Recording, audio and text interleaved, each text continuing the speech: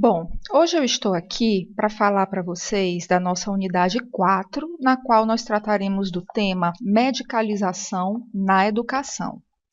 Mas antes de nós entrarmos nessa temática, vamos entender um pouco o que é a medicalização. Entende-se por medicalização o processo que transforma artificialmente questões não médicas em problemas médicos. Problemas de diferentes ordens são apresentados como doenças, transtornos, distúrbios que escamoteiam as grandes questões políticas, sociais, culturais, afetivas que afligem a vida das pessoas. Questões coletivas são tomadas como individuais. Problemas sociais e políticos são tornados biológicos. Nesse processo, que gera sofrimento psíquico, a pessoa e sua família são responsabilizadas pelos problemas, enquanto governos, autoridades e profissionais são eximidos de suas responsabilidades. Bom, aqui nós temos um conceito bastante abrangente, mas o que será que ele significa mesmo? Vamos ver aqui o nosso segundo slide, no qual nós temos uma charge.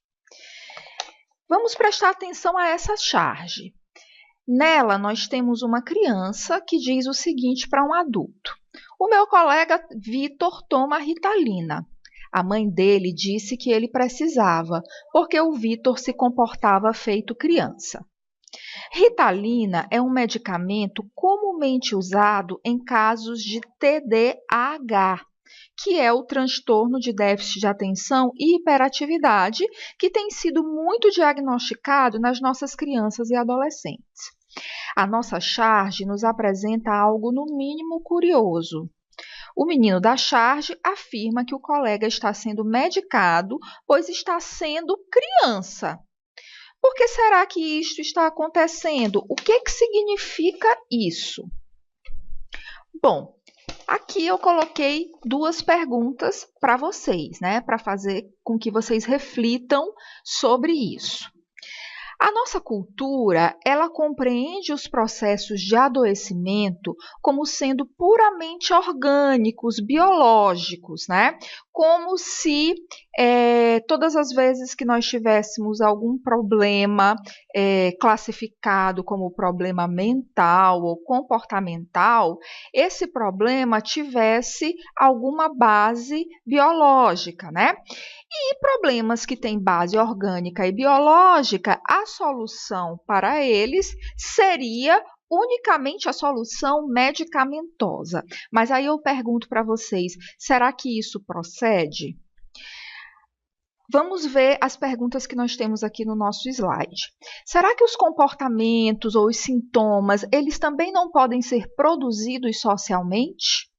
Será que não existem outras estratégias de intervenção mais eficazes para esses tipos de problemas, como TDAH, por exemplo, ao invés da solução medicamentosa ou somente da solução medicamentosa? Obviamente que eu não estou querendo aqui criticar a utilização dos remédios quando eles são de fato necessários, mas sim de nós, todos educadores, termos um senso crítico em relação às tentativas de transformar questões cotidianas que fazem parte do viver em sintomas de doenças. Vejamos. É exigido das pessoas qualificação, trabalho, tem que bater metas, alcançar objetivos, estudarem para ser alguém, para ter dinheiro e com isso dificilmente conseguem encontrar momentos em que possam se relacionar mais, se coletivizar mais para poder pensar juntos e criar formas mais potentes de vida. E esse tipo de exigência, nós observamos que elas têm sido feitas cada vez mais cedo para as nossas crianças, né?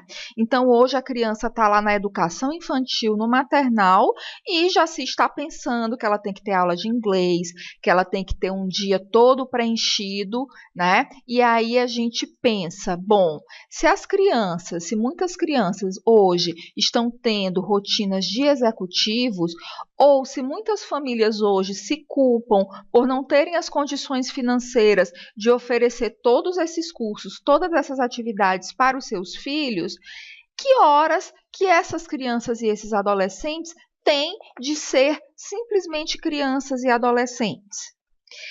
Esse contexto, que na verdade é o contexto no qual todos estamos inseridos, busca explicar a subjetividade humana por vias puramente orgânicas, tentando, inclusive, muitas vezes moldar essa subjetividade a um sistema de valores que é exterior aos sujeitos, né? E a gente pode constatar isso que eu acabei de falar na nossa charge seguinte. Bom, essa é a nossa segunda charge, né? E aqui a gente tem uma palestra sobre os novos tempos. É um tempo de angústia e solidão.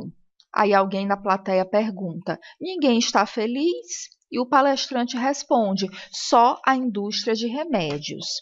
Então, essa charge faz a gente refletir sobre quem estaria ganhando, quem estaria se beneficiando com a medicalização da sociedade.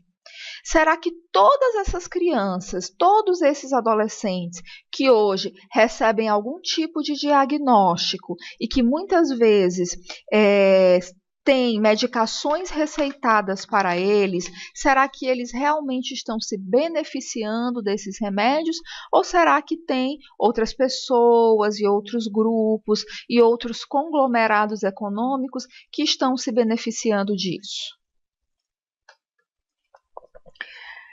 Meire reforça o que já havíamos dito anteriormente. Ela diz: não se trata, obviamente, de criticar a medicação de doenças, nem de negar as bases biológicas do comportamento humano.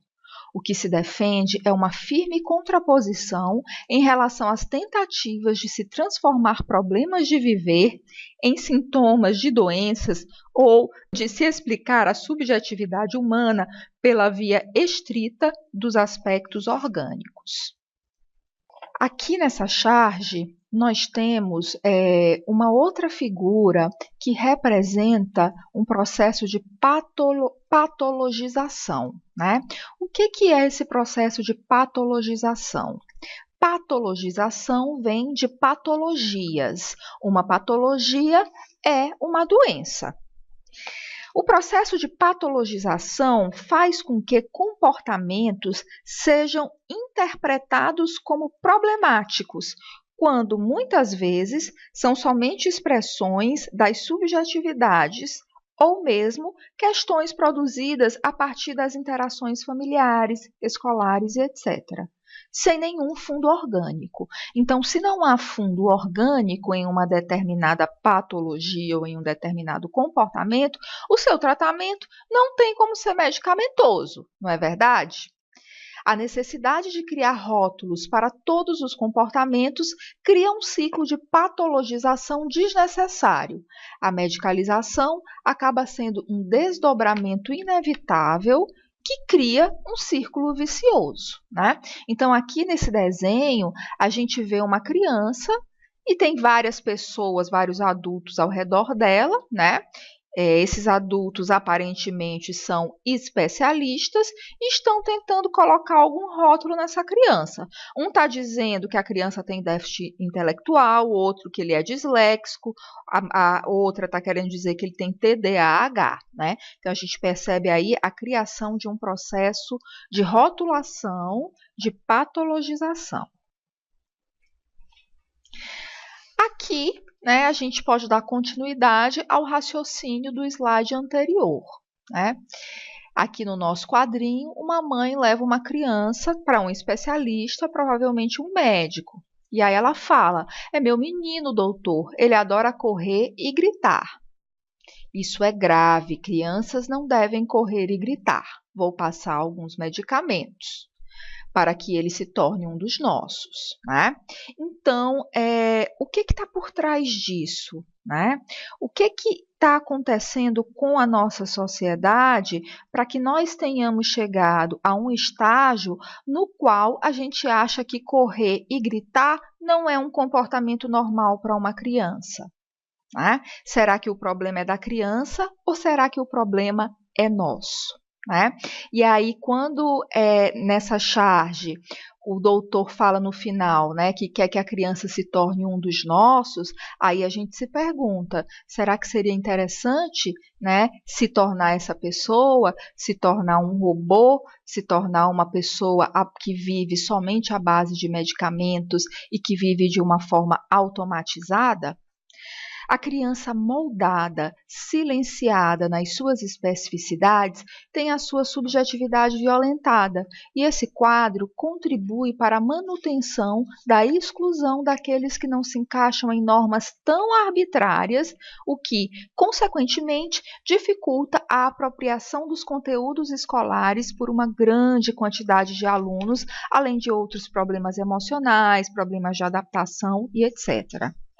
Por isso, professores, eu gostaria de dizer para vocês, fiquem atentos. Será que a escola está contribuindo para a emancipação dos seus alunos ou será que ela está contribuindo para transformar os alunos em um desses, entre aspas, nossos, né? Então, fiquemos atentos a isso. A gente tem que nós não podemos aceitar tudo de goela abaixo, né? A gente tem que questionar esses processos que enquadram, né, o que nos dizem que as crianças e os adolescentes, ou mesmo alguns alunos adultos, têm que se encaixar em um determinado rótulo, né? Temos que ficar muito atentos a esse tipo de coisa, tá bom?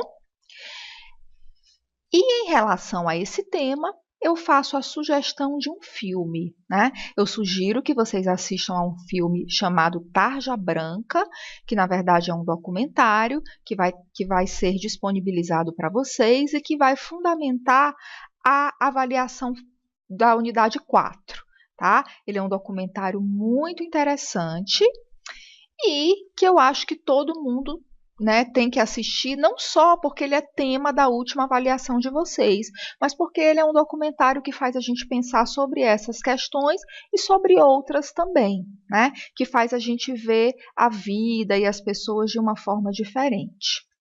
Por que assistir a esse filme? Aí, para justificar, né, a importância de vocês assistirem a esse documentário, eu selecionei duas frases do próprio documentário. A primeira diz que brincar é usar o fio inteiro de cada ser. E a segunda diz que brincar é um modo de organizar o nosso mundo, criando um mundo paralelo ao que se vive. Então, por que será que isso é tão importante, né? Por que eu escolhi finalizar a disciplina Psicologia da Educação com vocês, falando sobre o brincar? Então, assistam ao documentário que vocês vão entender o porquê. E você? E vocês? Lembram da última vez em que brincaram? Vocês lembram? Vocês têm o hábito de brincar? Se algum de vocês tem filhos, crianças ou adolescentes, vocês brincam com eles? Vocês já pararam para refletir sobre como que uma disciplina como a matemática pode ser ensinada para os alunos de uma forma mais lúdica? Então, eu finalizo a nossa disciplina deixando esse questionamento para vocês e fazendo a sugestão desse documentário que eu tenho certeza que vocês vão gostar muito. Essas são as nossas referências, bons estudos e espero que vocês gostem do documentário.